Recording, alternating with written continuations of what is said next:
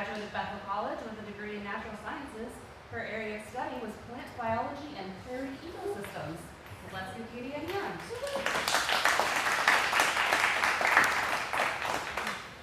All right. Oh, that's good. I feel like Britney Spears with this. Haven't seen one of these in a while. Okay. Now All right. Let's get going. With a small group, we can keep it somewhat informal. I'll do questions at the end. So if you have any burning questions, write them down, and we'll just do kind of a group discussion at the end if there's time. Are you ready? I will cue you when you have to do the thing. Usually I bring my own clicker, not today. So like she said, we're going to talk today about specifically native plants in urban settings. That's something I really love to talk about. As you'll see, I have a lot of strong opinions about it.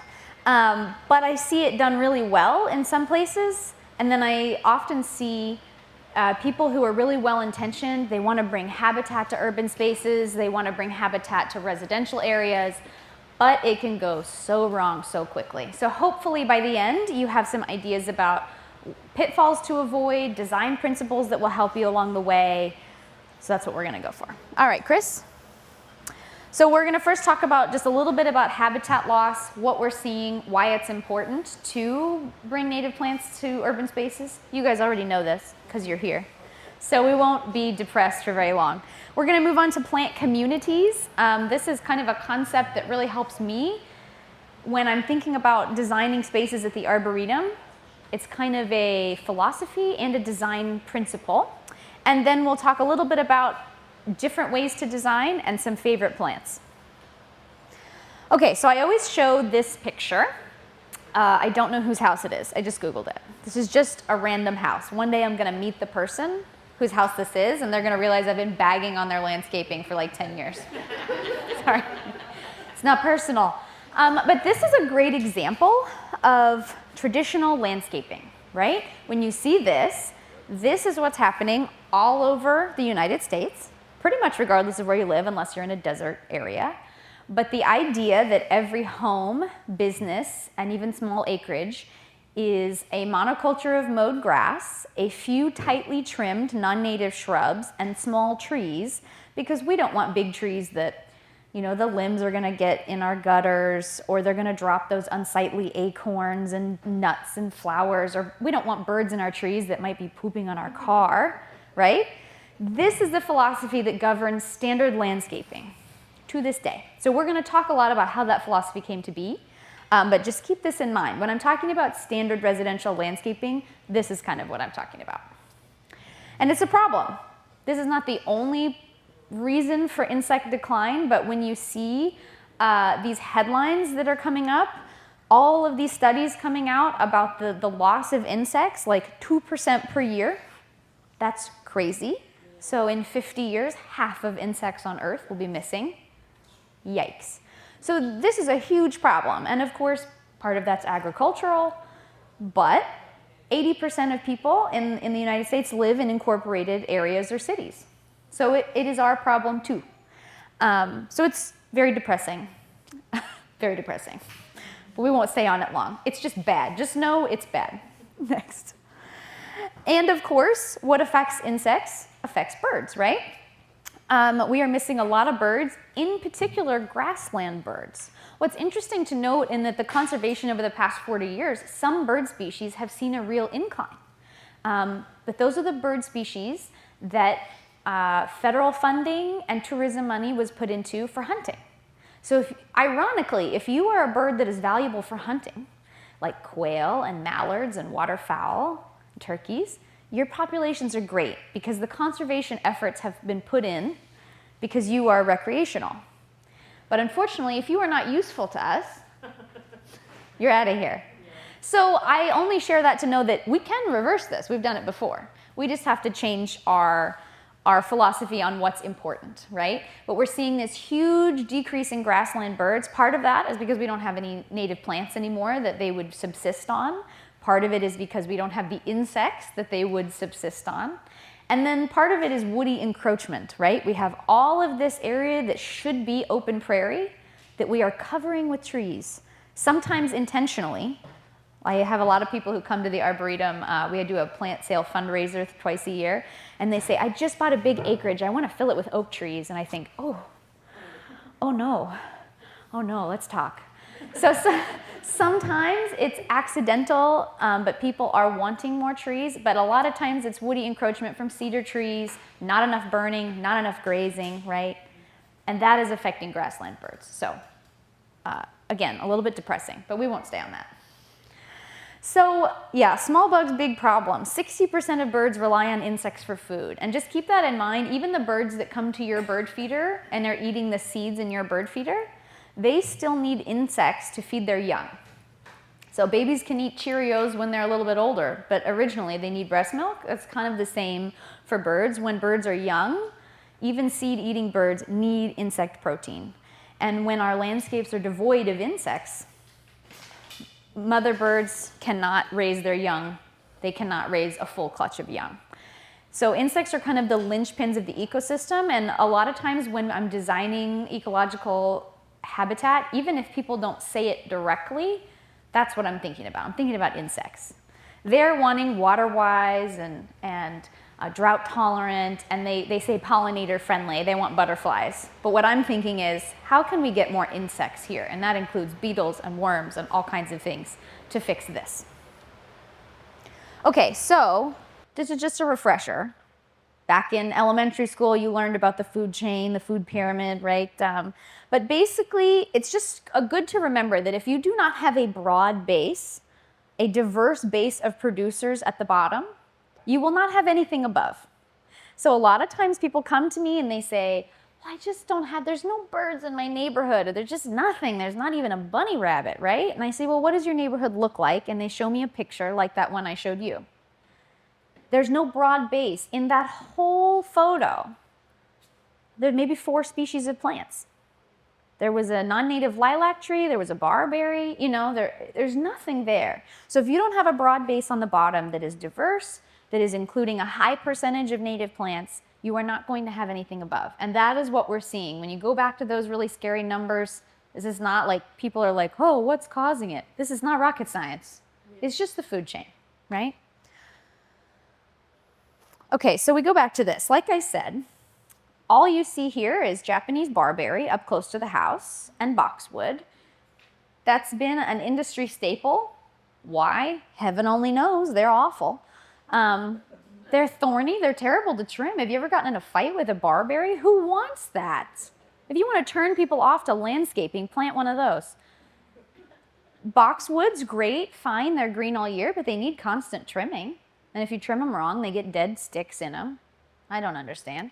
And then you have these very small trees, which inevitably, because I see that they're trimmed up too high, they're going to get probably trunk canker and blight from the sun. They're going to get burnt, and then they're going to, especially if they're in Oklahoma, Kansas, or Nebraska, where the sun is like, beating down on us.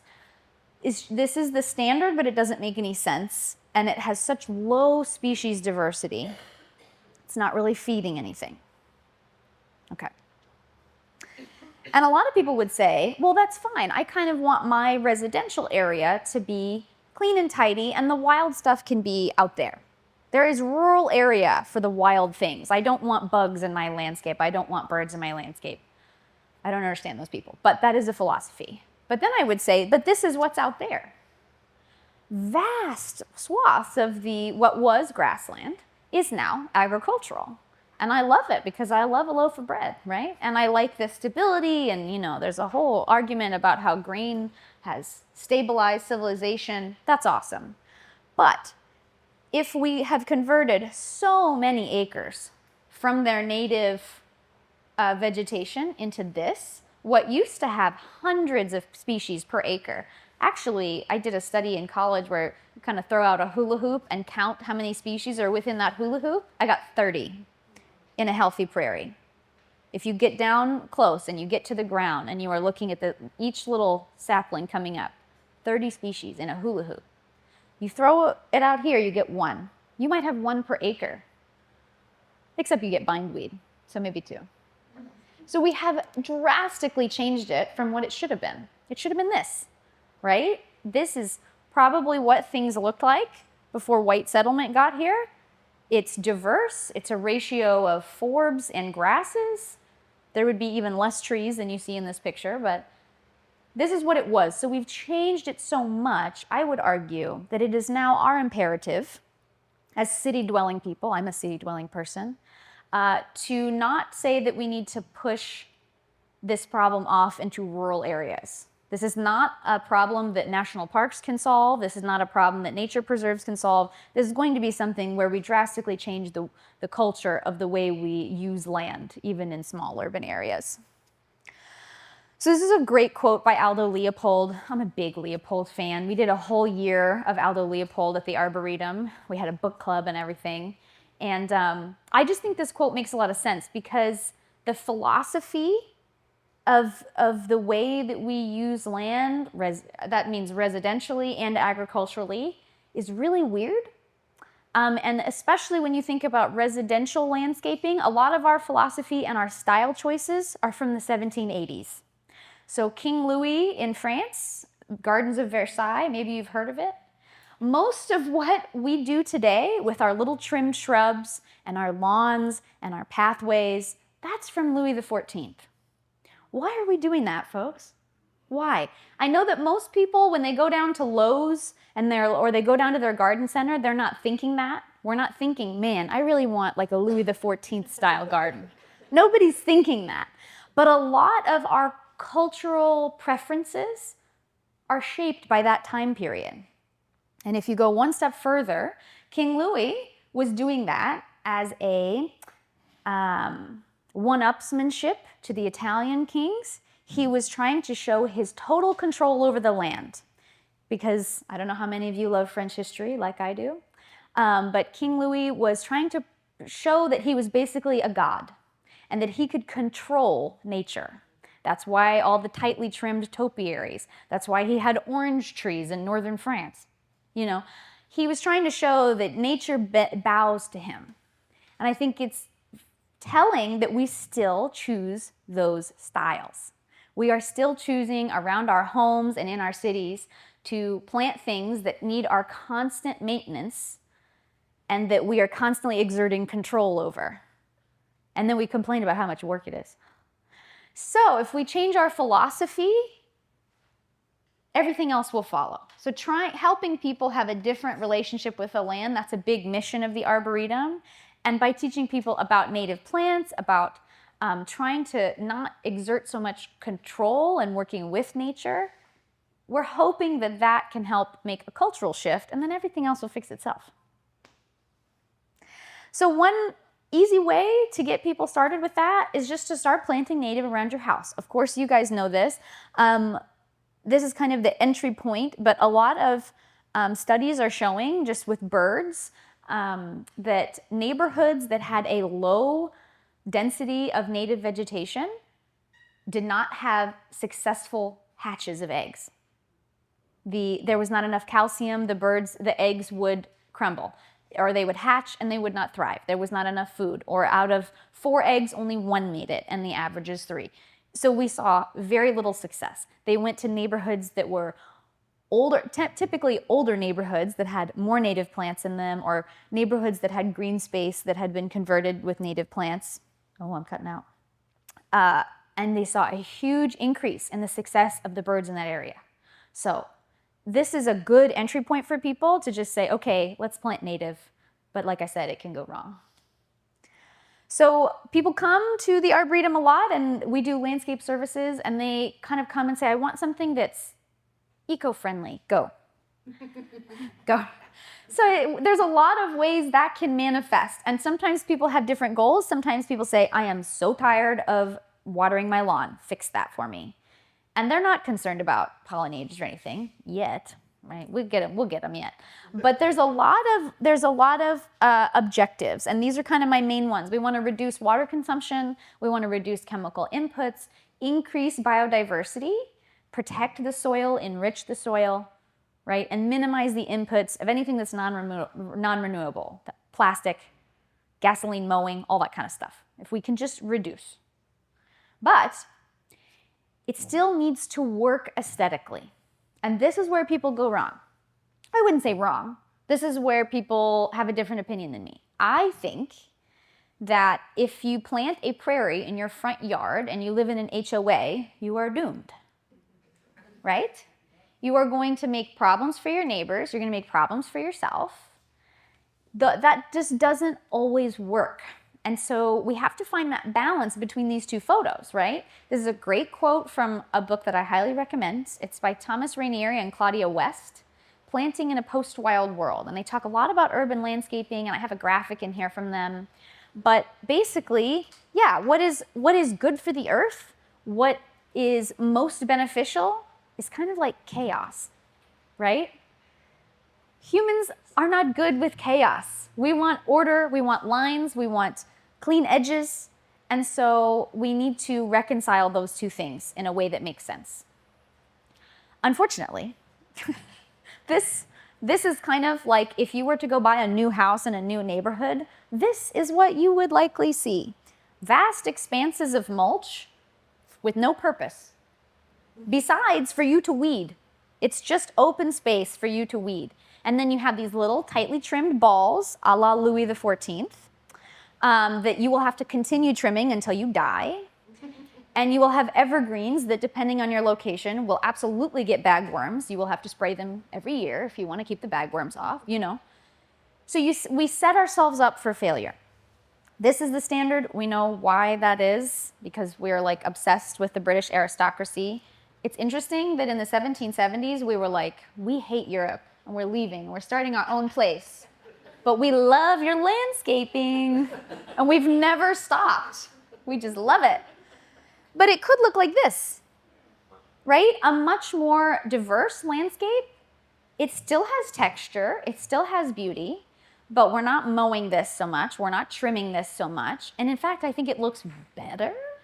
Now, this is in San Francisco, so I would not recommend this here. But what you see is a diverse mix of grasses with vertical elements with high contrast. You have really, really light grasses and really, really dark foliage. So clearly, this is not natural. You don't go out in nature and see this. This mix only happens with people.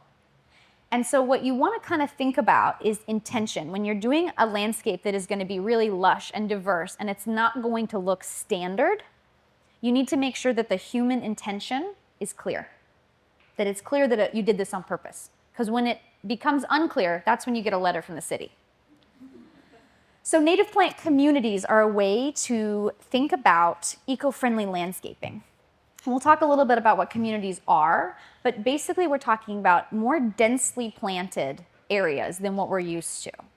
That picture I showed you that has a shrub and then 3 feet away another shrub, nature doesn't do that. We shouldn't do that. So we're thinking planting a lot denser, planting with higher diversity, and you get all these benefits. You get stormwater runoff, you get soil integrity, soil rebuilding. I mean, we have a little rain garden just in our little side yard. And a couple years ago, was that 2019, when it was like raining and raining and raining, it was soaking up. We had our sump pump pumping to it, and every day the sump pump would be pumping to it, and every day it was soaking in. Soaking in. And I could have just pumped it to the street, but instead I had Joe Pye weed, I had water iris in there, and now the water iris has kind of senesced because it's been dry, but it's there. It's green. And when I have a rainy year, I guarantee it'll come back up. So you get these kind of benefits, stormwater runoff, all that stuff. And it not only serves your needs, but now we start to think about serving the needs of the ecosystem. A plant community, you're gonna hear me talk about this a lot. It's basically just a collection of species that are related geographically. Okay, so a natural plant community, for example, is a desert. You got cactus, you got sagebrush, you got small succulents, you got really short-growing grasses. I don't really want that in my front yard. But what you can do is take those species and reinterpret them for human kind of viewing. So you could, so let's say you have a pool and you're in an arid place, you could do what you see here with this beautiful succulent wall, right? You're taking all those species that naturally grow together and redesigning them. But that means that they're all gonna work together. You're watering them all the same, you're treating them all the same. Exactly. So you're thinking about, is that the next slide? Oh, okay. we'll jump one. So you're thinking about a community, just reinterpreting it for the human intention. And communities, we also have to remember, are very, very layered. And people forget this in modern landscaping, but you really need to think about layers. So you see in this graphic, you have a base layer that is grass. Like when you go out in the prairie, it's a lot of grass, very, very grassy. And I would caution people against making their landscape too grassy. That tends to be one of the complaints when you get complaints about a native wildflower garden, is that when there's too much grass, people stop being able to understand that it's a garden. But having a base layer of grass or sedge, a low growing base layer of grass, will suppress weeds, will hold soil moisture. If you don't have a base layer, what you'll have is bindweed. But if you have, say, a base layer of blue grama or like prairie dropseed, something to hold the soil and keep the light from the soil, way more success. We've seen such less maintenance on my part at the Arboretum by planting a thick base layer, and then I'll plunk in some coneflowers and some rudbeckia that are over the top. And eventually you don't really see that grass so much. It's there, but it's not the star, it's just the carpet. So instead of laying weed barrier and then mulch on top, just grass. Just plant the grass, and then you don't have to mulch it. It's a little bit easier. And then you have your structural layer up top, your taller things like shrubs and trees. So thinking in layers can be one way to design a landscape. And then remembering that plants work together. So in the prairie, you have grasses growing right next to flowers, growing right next to legumes, right? Well, the legumes are putting nitrogen in the soil. The grasses are taking it out, right? The different flowering species have very different mycorrhiza, bacteria, fungi going on under the soil. So when we plant these massive monocultures, we're forgetting that of course you have to fertilize because they have no friends. But if you plant things in much more community, they're going to help each other out, especially if they're from the same plant community. They've evolved together. They know how to do this. And it also helps with maintenance. So if you plant things in a community, you can maintain them as a community.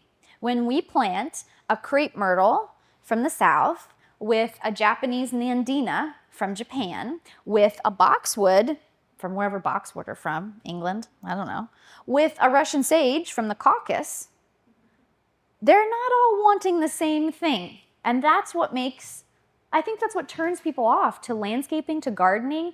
It becomes so confusing. Why is this dying while this one is thriving? I'm watering this, but I'm overwatering the thing next to it. Ugh. If you plant things that are all from the same geographic place, they all want the same water, they're cool with the same soil. Like in our case, I'm very careful not to put shrubs in with a lot of grasses and forbs, because when I maintain it at the Arboretum, I'm not out there doing it by hand. I get on the mower, I raise the mower up to 6 inches, and I mow that baby down in the spring. If I put something in there that's from a habitat that is not used to being grazed by bison, it can't handle it. But if you plant only things that are from the Great Plains that regularly got eaten by giant mammals, then the mowing is fine. They don't care. Roll right over them. So maintaining as a community is a way to lower the maintenance on yourself and just be practical. But, so here's where the design part comes in. If you plant a very diverse plant community, it can start to look messy by modern horticultural standards. And this is a great study. Joan Iverson Nassauer, I think she's from the University of Minnesota. This is kind of old news, but I felt like it should have been big news, so I keep talking about it. She did these studies on people's reactions to landscapes, which as a botanist, I feel like I don't care about, but actually we have to care about. Because what her study basically said is, even though you may find some highly valuable pieces of land that have lots of diversity, that have birds and insects, and they're doing all the things right, those areas continually get mowed over, paved over, get complaints, and they get destroyed. So rather than focusing on constantly making these ecologically friendly areas, she thought, well, okay, what's destroying them? Why do people not like them? And if the human intention isn't clear, that spells doom for your school prairie garden or your community garden or any of these lovely projects that people get behind, they eventually get destroyed because people cannot understand where the human intention is. Where am I supposed to be? How do I get in here? If it's much over 4 feet, people feel scared. And that comes from long, long ago when we were very scared about being killed by the tribe next to us or being eaten by whatever might have eaten us, right? In the early days of humanity. And that little part of our lizard brain still exists. And if things look too wild, you do not feel safe. And you start to feel like this does not belong in my immediate civilized community. So it's kind of a mixture of primal lizard brain and Louis XIV. It's just a weird mashup that is causing this cultural phenomenon. So I like to think about thinking about framing. How do we keep this very diverse thing orderly enough that it can survive in our city? Because otherwise it will not live past you. I've seen a lot of beautiful projects have a dedicated steward, and when that steward gets ill or retires or passes on, the city paves over it or turns it back to lawn. We had a beautiful native garden in front of our community college in Newton, and I knew the steward of it, lovely woman, gorgeous. She spent years doing it. The minute she passed away, fescue grass. Because the intention wasn't clear. The design was not clear. So do yourself a favor. Let's think about design. So orderly frames. If we just think about framing, a clean edge does all the work for you. You have this huge, diverse landscape that is, I would say, almost a wildscape. It's not really a prairie because you can see some pattern and but it's pretty wild. But if you have hardscaping next to it, you kind of know where you're supposed to be and view from. You have a viewing point. And if you have a mowed edge, oh, it's very clear. People were here. People did this on purpose, right? Makes all the difference. This is from the Canadian Museum of Civilization, and they did this big prairie project next to their museum. So they have these sprawling prairies, and I want you to imagine that it had no sidewalks. If it was just one big lot of prairie. Probably people would be walking by it in the city and saying, I wonder when they're going to build on. I wonder when they're going to build something here. Wonder what they're going to develop here. This is undeveloped. But by putting artfully placed sidewalks and benches, people clearly understand, oh, this is for me to walk through, to enjoy, to view. It's safe. I know where I'm supposed to be. It makes all the difference. Good pathways, good framing. And it keeps the chaos contained. So inside those prairies, it can be as crazy as you want because it has an end, clear end. So we often mow paths into our prairies to encourage people. We have a 13-acre prairie reconstruction on our grounds, and we have paved paths around the outside to give people an outer view. And then we're starting to mow just a few in seasonally to let people go in, to get a closer look at just what's going on, right? And to feel like you're in the prairie, because once you get in, you can't see out. It's kind of like a maze on a good year. But just imagine how daunting it would be without.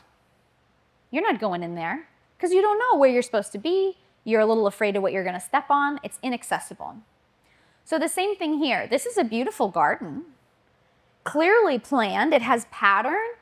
It has structure. But without that path, it would still be inaccessible. You would still say, oh, it's a little wild. I can't really see what I want to see. So a path makes a difference, a clear frame and a way to get in. So the other way you can keep things somewhat organized, make it easier on yourself, is design with geography. So thinking about things that are either from the same community, like let's say you're in Oklahoma or Kansas, think about Great Plains species. They all evolved with the same insects, evolved with the same herbivory, evolved with the same soil-ish, right? Same weather. Or, and I'm not a purist, there are some non-native plants that I love and I will not give up, right? I love Russian sage. It's not invasive where I am. The butterflies love it. I won't give it up. So you can also think about other areas of the world that have your climate, right? And sometimes that works too. And so like if I wanted to add something to this landscape, could I add this? Looks wrong. Just fundamentally, without even knowing what the plant is, you know it's not right. It's too green. The bloom is a strange shape that we don't have around here because that landscape behind it is made up of coneflowers and grasses and prairie species. This is from Costa Rica. It's a different climate, right? It's shaped differently to funnel rain differently. The soils are different. It doesn't look right. But if you were to mix in that, right? That's why Russian sage works here. It blends in with what we have because it resembles our native sage, because it's from the steppes of the Ukraine and the Caucasus, where it's really dry and rocky and hot and somewhat foreboding. And the climate is a little bit like ours. And so sometimes if you're thinking, this is not native, but I kind of like it, I want to try it out, do some research and look where it's from. And also do some research and make sure it's not invasive, right? That's first. And then if it checks that box and it still is water-wise and it's still feeding pollinators, well then great, add it in, but look at where it's from and see if it's really going to work for you. You can also design with a goal in mind. And I always tell people, know your goal because otherwise your garden gets out of hand right away. So if you come and you want to do a native garden and your goal is pollinators, then we're going to go really heavy on flowers with a grass matrix kind of underneath. The grass is not the star, okay? We want flower power. We want flowers from March through November, right, for pollinators. If your goal is erosion, that's a different thing. That's still a noble cause, but it's a whole different bargain. If your goal is, I need something that is super, super easy to maintain, it's gotta be easy because I'm not a gardener. That's a different thing. So know what your goal is, and you can have one or two, but it can't be everything because that's an easy way for things to spiral out of control. And then you have an end product that's not quite what you wanted. This is a great blog, by the way.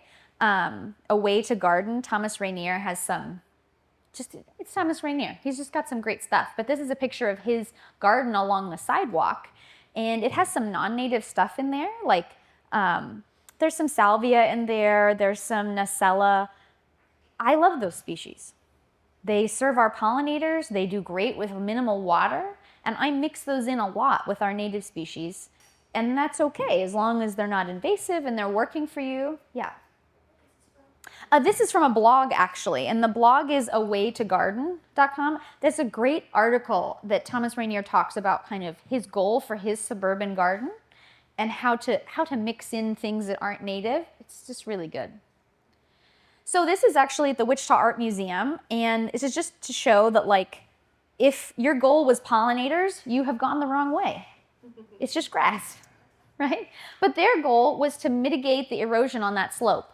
They had this sloping path. They needed to funnel their visitors around these sculptures, and I just thought it was genius. They did a mass planting of grass. The maintenance there is so easy.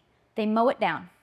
And I bet they have to go in and clip out. I'm sure they have little mulberry saplings that come in here and there, but that is a lot easier maintenance, and it fulfills their goal. They could have planted a big diverse array of forbs and stuff, but it would have been a different maintenance regimen, and that wasn't their purpose. So stick with your goal in mind. This is a little school garden that we did for an elementary school in our area.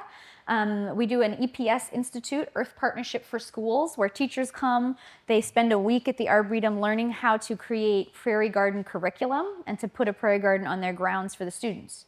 So we have a lot of these around, and of course, these gardens, the goal is education. The goal is to have flowering plants when the students are there. So early spring, late fall. And the goal is diversity. So we care a little bit less about design. You know, the kids don't care. The butterflies don't care. We need caterpillars. That's what we need. So the goal is different. So they're always a little bit hodgepodge. Different goal, different garden. You can also design with color. In fact, I say always design with color. Always design with color. Just remember that the more diversity you have in species, you might want to think about less color, just to keep it looking tidy. If we have too many colors going on, it becomes a little bit less interpretable to the human eye. People start to feel like it's busy or messy. Now, this is a personal preference.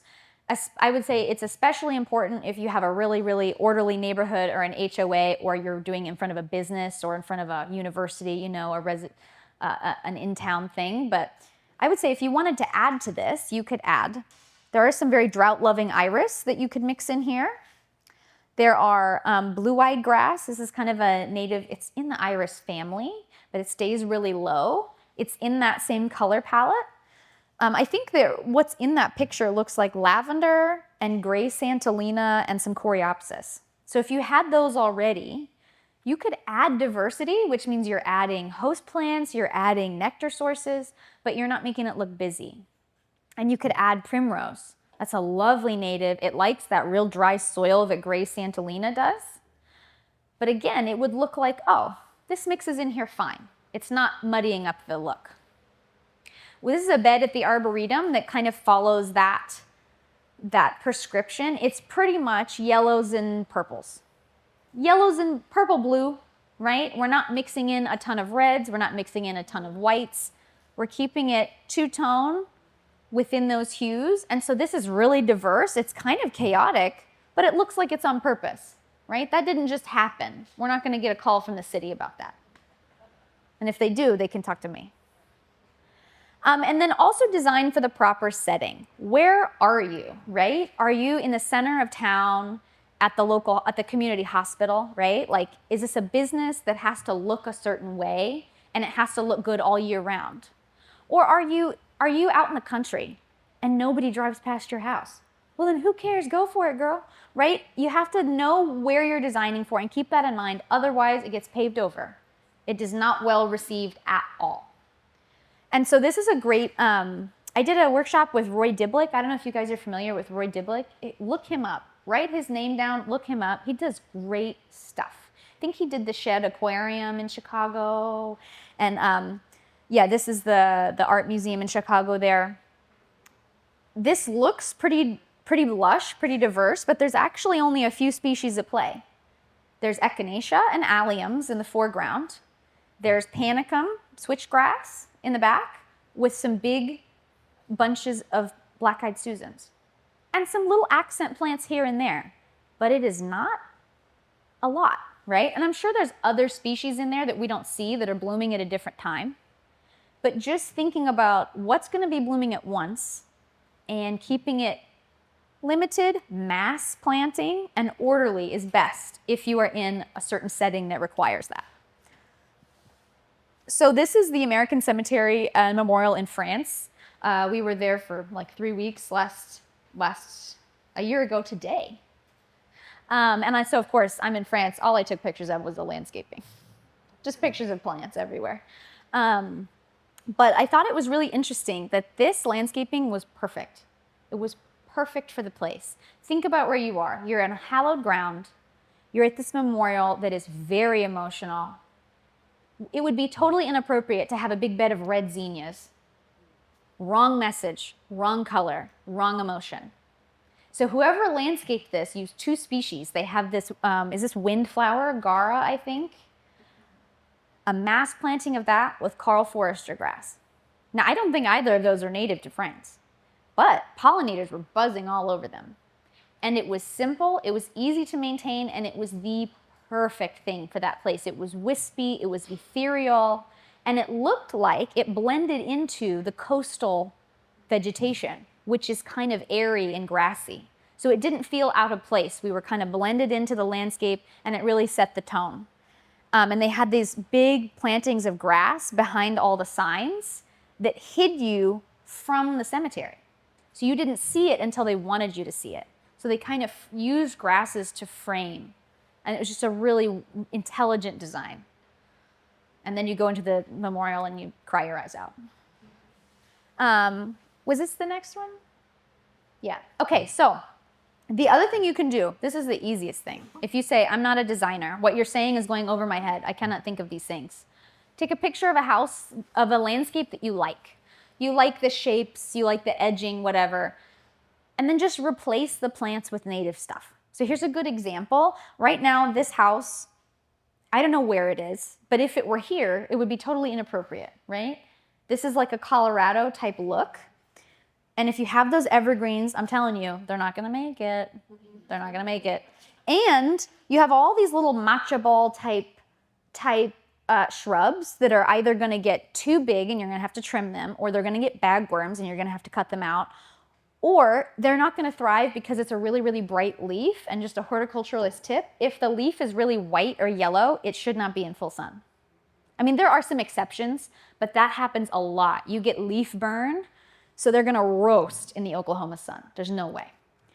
So if I were to see this and I were to do it for the Great Plains, I would take out the evergreens and I would put in probably a crabapple. That is what they wanted there. The design principle was to have a kind of a tall focal point in front of the door, probably to obscure the front door so that that round driveway has the desired effect. So just take out the evergreens and put in a crabapple. If you want the columnar effect, you could put in, they have these columnar crabapples now. You could do that. They have pollinator value, they have food for birds. Great sub. Okay, next sub. Lead plant. So take out all these weird little shrubs that are going to need your constant care and put in lead plant. It is one of the only true prairie shrubs that can take like full hot sun, and it can get trampled by bison, and it can be forgotten for like a whole year of watering and survives. Lead plant is great. He knows. This is a man who knows lead plant. He was like, yeah, lead plant is great. It is a slow grower, so you don't see it in landscapes a lot, but your patience is rewarded, okay? And then you could put in grasses, right? So take out some of these other, like, there's some like weeping things from probably northern China that can't, these like weeping evergreens that just, they never thrive. Take those out, put in some grasses. What you've added here is you added the structure, right? What you want to do is like soften the corners. That's what those weeping things were doing. You have these sharp edges of a house. The weeping characteristic just softens that. So use grass. Grass is a great softener around the corners of your house. It makes the house look bigger if you put it on the corner. It adds color and it adds nesting material. Anytime you have those native grasses up in the winter, you will see birds coming in there and pulling and pulling and pulling, and they are using that nesting material. So you're adding a lot of ecological value. So if you're overwhelmed by the idea of drawing up a design yourself, don't. Pick one you like and just put stuff in. So a few more design tips just from like pictures I found online that I think this was wise design. Color blocking.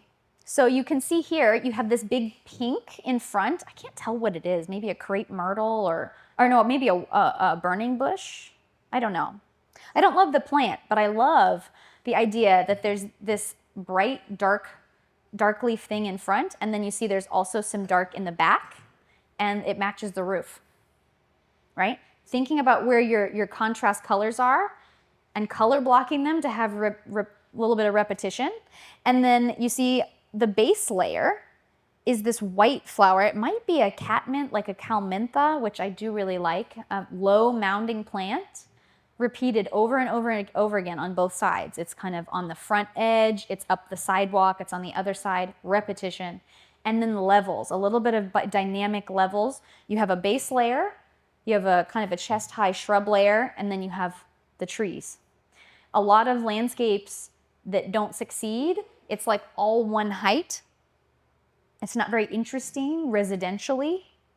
And so if you can take prairie plants and make them look more like classic, traditional residential landscaping, they're better received. And my other tip is keep it short. Shorter's better, especially around sidewalks. One of the big mistakes that people make is they'll put a big gay feather or like a liatris right next to their sidewalk and it flops right over. Don't do it, right?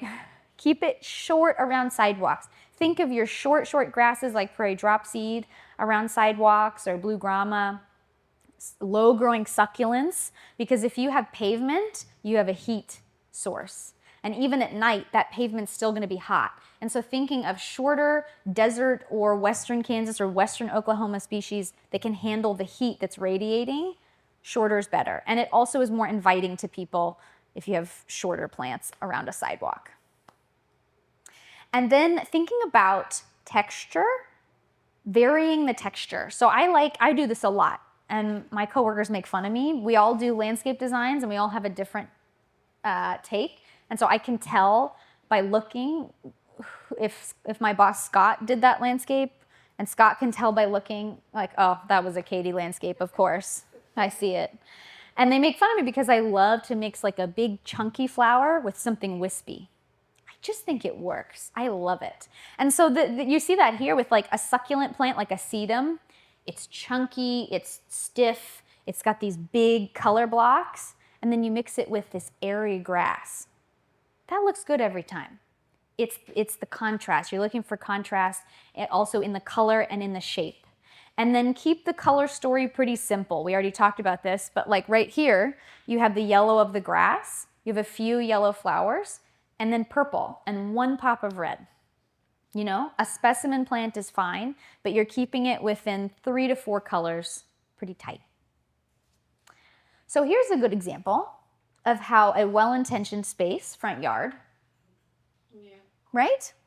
It's not doing it for me.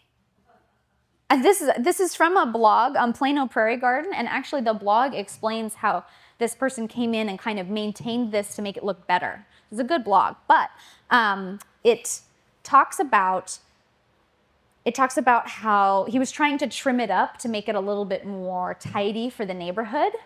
But I actually think better design would have solved this problem. I think, Chris, if you click yeah. So some of the pitfalls here. There's some good species in here. It looks like there's blanket flower, there's cactus, there's yucca. This is all good stuff. But what he didn't do enough of is mass planting. So 1 yucca is fine. 4 or 5 are a statement. 4 or 5 look like you did it on purpose. 1 just seeded in there. So think about mass planting as a way to show your intention. And then again, too many species maybe in too small an area. I can't tell where one species ends and another begins. It's unclear. And then accessibility. Man, just imagine if there were a path right through that. It would change the game. It would really change where you interpret you should be, your viewing angle, even just accessibility for weeding and trimming would be so much better. And then you could start to build levels. If you don't have a path through, you're not sure, should tall things be here or should tall things be in the back? But if you create a path, you create a viewing angle, and that determines your design. So thinking and shapelessness, I would also say, this is a Louis XIV thing, but it works. Shape. So we want round, we want square, we want vertical, we want horizontal, and we want all of those things layered together. That's what looks good. If everything is little round balls, that doesn't work. And if everything is spiky. So right here, what we have is no clear shape, at least from this camera angle, right? There's no clear, definitive architectural elements. It's all a mosh. So those are some things you can avoid. Again, I hope I don't meet that person. He's great. He fixed it. If you read the blog, he fixed it. And then think about the practical things. It's fun to think about design. It's not fun to think about money. But in general, we say $2 to $3 per square foot. Kind of depends on where you're getting your plant material. You can do it a lot cheaper if you're doing from seed. The journey is longer, but it works for people. But this is just a tiny pocket planting we did for the North Newton City Hall. And that was years ago, and we've kind of redone it since. Because, fun fact, gardens age. They age, they change, they are not static. This is not moving furniture around a room. So what you plan even so well now, as the maintenance, like this was maybe not maintained as it should have been, but even so, you can expect within 5 to 10 years, it's gonna look different than you imagined. Things will have expanded and seeded, and really what you're doing by then is editing, managing, and trying to keep that goal in mind. What was your goal? Keep following that and you will have a tidy garden. But yeah, if you like things to fill in tightly, I like to say 1 plant per 2 square feet. If you're okay being patient, 1 per 3 is fine. And then very quickly, because I could do this for like a week, talking about just a few favorite plants. Every plant is my favorite.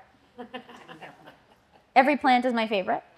But there are a few that I think specifically for urban use, there are some that are not good for urban use. They just aren't. They're thuggish, they fall over the sidewalk, they go everywhere. There are some that aren't good, but there are a few of my favorites. This is one, little blue stem. It's a winner. It's the state grass of Kansas. And it's in every county in the state, and there's a reason, because it grows so well. And there are a ton of varieties to choose from. There are some that are tall, there are some that are short. And I'm a big fan of varieties for grass specifically because the genetic diversity of little blue stem is, if you have just straight up little blue stem, some of them are gonna be tall, some of them are gonna be short. Some of them are gonna be floppy, others are gonna be more upright. It's genetically, it's like all of the genetic differences we have in this room. If you have one, say like Twilight Zone, that's a clone. It will be pretty much what it's gonna be. It will be the same height as the other ones, it will be the same width, it will be the same habit. So you just have to you have to decide whether, is this a really formal setting and I need them all to be uniform? Or do I have room and space for the genetic diversity? And I can just go with straight little blue stem and seed it in and let it go. Both are fine, just know where your setting is. This is probably one of my favorite plants, especially this time of year. It is covered in pollinators. It is one of the best asters, hands down. It performs the best. It's not terribly spready. It blooms until snow falls pretty much, and even after. And it's really only about yay high. But I will warn you, one radon's aster can be 4 feet wide. So just plan ahead. But radon's favorite is an amazing aster. October Skies, even better. I love that one. This is prairie dropseed, underused in the landscape. Mass plantings of prairie dropseed looks great. Beautiful plant, not very tall. And there's even a dwarf one called Terra, which is even smaller. And I use that around sidewalks, parking lot islands. And the seeds smell like buttered popcorn. There's a certain time of year where if you, like kind of this time of year, yeah, where if you rub them in your hands, it smells like popcorn. That's delightful. No, that is a native. You would find that everywhere throughout Oklahoma, northern Texas, all the way up into the Dakotas. It's just one of those that you find it everywhere, but it doesn't tend to spread terribly fast. Kind of depends on your soil. These little short grasses all along the sidewalk, that's prairie dropseed. It makes this wonderful little undulating, low-growing planting. Really pretty. Of course, we talked a little bit about primrose. Full hot sun, rocky soil, dry conditions, nothing upsets primrose, except too much water. I've killed a lot of them in the greenhouse. But once they're established, they are gorgeous. And there's actually, Eniothera macrocarpa fremontii is a kind of a subspecies, and it has a silver leaf. That's beautiful if you need a little bit of silver tone. I actually have it with lamb's ear, classic. Love lamb's ear. Love, hate lamb's ear. Love, hate lamb's ear. But if you have silver and you need to repeat some silver, the fremontii is wonderful. And it blooms in the spring, and bees climb in there and they will just shake the whole flower. They're climbing in there and going crazy. Oh yeah, liatris. Liatris punctata is probably my favorite. People don't plant it as much as they should. This is the dry loving one. Everybody wants gay feather, and then they buy the one that wants wet, and then it doesn't thrive. Liatris punctata does not want you to water it. It's like Front Range, Colorado, Western Kansas, leave me alone. And it's shorter. And it has kind of a droopy habit, which is great over your edging, over a rock wall. But there are a lot of types. This is the Kansas gay feather, best in a wetter. You find it in ditches. It's like 4 or 5 feet tall. It's the big one. And it's beautiful if you have grasses around it to support it. Aspera is kind of a mixed grass one. It's dotted gay feather. It can do pretty dry conditions, but again, will be floppy. So that's like a back of the garden one. Yeah. Oh, and then how many of you are familiar with Amsonia? Everybody should raise their hand because it's the best plant. Look at that fall color. Amsonia is a winner in every season. It blooms blue in spring, you see in that photo. In the summer, it is just beautiful and green, and it's like, we have one at the Arboretum that's easily 5.5 feet wide. Monstrous, and when the wind blows, it is gorgeous. The shape, the texture, the color, and in the fall, it turns butter yellow. a winner all year long. And then I just mow it down. I just get on my mower and mow it down. You can do it with a hedge trimmer, and it comes right back. It's kind of like a peony, dies all the way back to the ground, and then grows huge again. Love it, easy care, great texture. Also holds up really well in bouquets if you're a florist.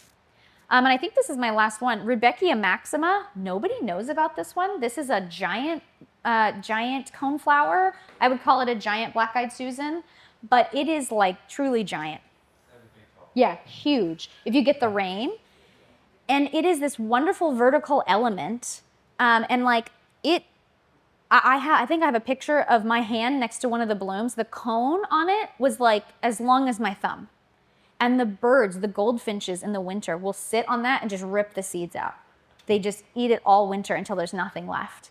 So it's really good for birds, and it's this beautiful upright element. I mean, look at that. It's dramatic, and it's best, I think, again, in mass planting. Like 1 is nice, 10 is great. Plant them together, and then you see it has support around it. Usually they're pretty stiff upright if they're in full sun. If they're not in full sun, they're floppy. So just be aware of that. And then, of course, there's panicum. There's a lot of panicum to be had. Again, choose the one that's right for you. There are some 8-footers, like Totem Pole and like Cloud 9. There's some really big ones. You can use them as a screen. You can use them as a border. But then there's some really short ones, like I think this is Ruby Ribbons or Rostelbosch. Really, really short, like, 3 or 4 feet, that can be more for the front of the house. So just pick the right one. There's a north wind that is super, super columnar, but doesn't have pretty blooms on it, but it's a great vertical element you see there. And then there are some that are more of a screen. I think that one's probably Dallas Blues, which is my favorite. It's a little bit wild, but it has the best color, the best bloom. And then these are, my last slide about plants is that these are plants I love that I do not use in urban landscapes. So I love boneset. It's by far the most valuable pollinator plant for wasps and bees. Love it. But it seeds out everywhere. It's floppy. It takes over. So just be aware that that's like a back of the garden thing. I would not put that up front of your business. Rudbeckia triloba is another one. Gosh, I love it. It's beautiful in masses, but it seeds out like crazy. Rattlesnake master, gorgeous, but floppy if it doesn't have the support around it, and it's hard to get that support in an urban setting. And then there's things like willow leaf sunflower that are 10 feet tall. Very hard to find an urban spot that feels appropriate for that. So just know that there are some good species out there, but keeping your goal in mind. And then lastly, signage. If you're going to do an ecological planting in an urban setting, signage is key. You have to let people know what you're doing and why you're doing it. Why does it look this way, right? And if you put a sign up, people will get on board. If they think you're just not mowing, you're gonna have some resistance, right? But if there's a purpose and they're like, oh, this is a human intention, this is on purpose, they'll be cool with it. Oh, we can skip that one, you already know that. This is the one I wanna get to. If you're ever at Dick Arboretum, come volunteer for us. I just always have to give a shout out. We are a 4-staff nonprofit. So there are 4 of us and 30 acres. We could not do what we do without the volunteers. We look at them, they're all smiling. We didn't even ask them to. They did that on their own. So I couldn't be here talking to you if I didn't have somebody watering for me today. So we really rely on donations, memberships, and volunteers. So if you feel moved, come up and visit us and put your $2 in the slot to come walk around our grounds. We'd love to have you. And I always finish on this slide with our mission. Dick Arboretum's mission is to cultivate transformative relationships between people and the land. And hopefully, by gardening, by getting involved with native plants, by observing the insects and the birds and the bats around you, that's what will happen. So thanks for having me. And I don't know if we have time for questions, probably not, but We need to get over the next. there you go. But I'll be around. So I'm gonna be shopping for plants, as you might imagine. And so feel free to approach and ask me your questions or ask me to repeat something, and I'll be happy to. Great. Thank you.